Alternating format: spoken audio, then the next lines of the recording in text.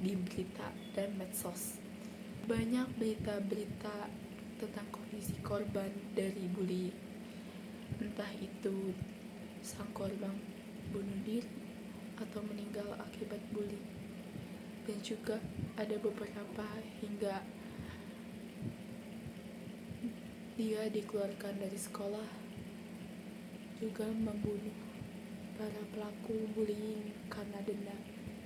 Halo semuanya, perkenalkan nama aku Zahra Azizah dengan NIM 25011818 dengan kelas 1A, Prodi Survei Pemetaan Informasi dan Geografis. Kali ini aku ingin membahas sesuatu dengan judul pendidikan perundungan atau bullying ya. Akhir-akhir ini lagi banyaknya kasus pembulian.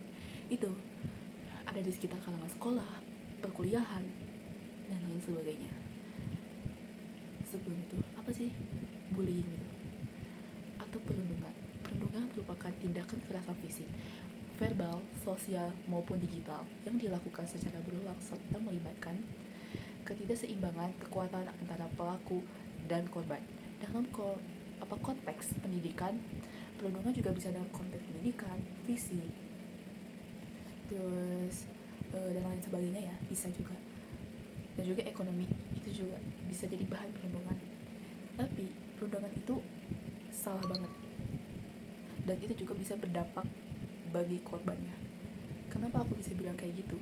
Karena dari korban pembulian ini, perundungan, dari hasil yang saya telaah, dari saya cari ketahui, korban bisa mengalami depresi, frustasi berat, tidak pede dengan lingkungan sekitar, menutup diri, terus juga tidak jadi terbuka ya, sama termasuk dengan menutup diri. Terus juga bisa dibilang psikologinya terkacau, psikologinya nggak baik gitu. Terus juga bisa berakibat fatal juga. Kenapa aku bilang bisa berakibat fatal? Karena akhirnya ini banyak banget nih korban-korban bullying yang akibatnya fatal banget. Korban bisa jadi bunuh diri. Terus juga korban memiliki rasa dendam terhadap pelaku. Bisa saja korban bisa melakukan apa saja untuk membalaskan dendam dia kepada pelaku, entah itu kekerasan juga atau lebih dari itu. Nah, kalau dari psikologis pendidikan, perundungan muncul akibat kegagalan individu dalam mengelola emosi, empati, serta interaksi sosial. Teori berkembangan moral kita masing-masing itu yang berada pada tahap rendah cenderung lebih mudah melakukan intimidasi. Karena itu, pencegahan dapat dilakukan melalui pengembangan social emotional learning atau SEL. Terus juga pelatihan empati dan mengendalikan emosi. Jadi stop bullying. Jadi dalam pembelajaran ini, pendidikan itu penting ya, yaitu kita mengajar cara berpendidik kepada murid-murid, cara mengendalikan emosi, cara biar kita empati, cara kita mengerti satu sama lain, masuk ya simpati empati. Terus juga saling mendukung, saling support, dan juga itu masuk ke dalam pendidikan karakteristik. Pendidikan karakteristik itu bisa dibilang dalam spesifik pendidikan karakteristik itu perundungan terjadi karena nilai moral belum realisasi dengan baik. Nilai-nilai seperti ini, seperti empati, toleransi, terus gotong royong, simpati, saling menghargai, itu masuk. Mempelajari sikap dan keteladanan murid-murid masing-masing atau mahasiswa masing-masing. Kenapa pendidikan karakteristik itu penting? Karena pendidikan karakteristik ini bisa sebagai pagar moral kita yang membimbing peserta didik untuk mencegah perilaku menyakiti orang lain, ya, yang disebut bullying itu, perundungan. Sekarang ini di era digital nih. Nah, di era digital ini juga ada loh yang namanya bullying, yaitu disebut cyberbullying. Kenapa cyberbullying? Kan sebenarnya bullying itu tindakan fisik ya, enggak juga guys. Sebenarnya bullying itu bisa dalam bentuk non fisik. Kenapa aku bisa bilang non fisik?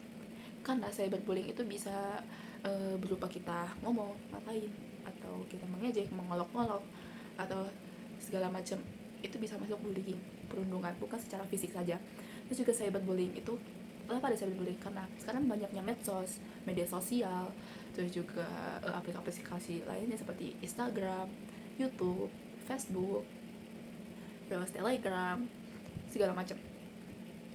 Nah, itu tuh kita ketikanya dijaga ya guys, karena bisa aja dari ketikanya mau kita bercanda segala macam itu bisa saja menyakiti hati orang tersebut tanpa kita sadari, tanpa kita ketahui. Nah, pasti kan di Instagram atau di media-media sosial lainnya suka mengutarakan pendapat. Nah, mungkin kita sebagai mahasiswa atau siswa atau siswi itu perlu dibekali keterampilan komunikasi yang asertif sehingga mampu menyampaikan pendapat tanpa melukai hati orang lain. Itu pentingnya.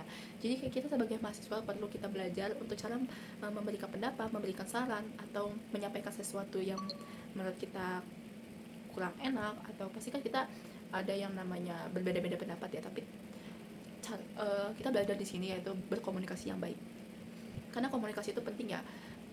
Kalau misalnya kita ngomong ini tanpa kita sadari ada teman kita yang sakit hati, nah itu komunikasi kita penting ya, cara kita berbicara, cara kita menyampaikan sesuatu itu penting. Jadi kita sebagai mahasiswa harus belajar yaitu komunikasi yang bisa disebut communication atau public speaking. Tapi public speaking ini berbeda dengan communication. Communication itu kita mengobrol dengan dua orang atau beberapa orang bersama lawan bicara, saling bertaut-tautan. Sedangkan public speaking itu hanya satu berbicara tapi didengar oleh semua orang. Jadi menurut saya pribadi, sebenarnya bullying ini juga bisa kita cari tahu apa penyebabnya, apa ininya. Biasanya juga si pelaku juga punya masalah, dan itu bisa dari pelaku ini punya masalah akhirnya dia lampiaskan ke orang lain, seperti dia punya masalah di rumah, dia punya masalah dengan orang lain, dia pendam, dia segala, tapi dia lampiasin ke orang lain, dan orang lain ini jadi korban bullying dia. Jadi kita cari tahu apa alasannya dari ini. Jadi stop bullying ya, itu bisa jadi mempengaruhi korban, itu juga korban itu bisa menjadi pelaku dan segala macam.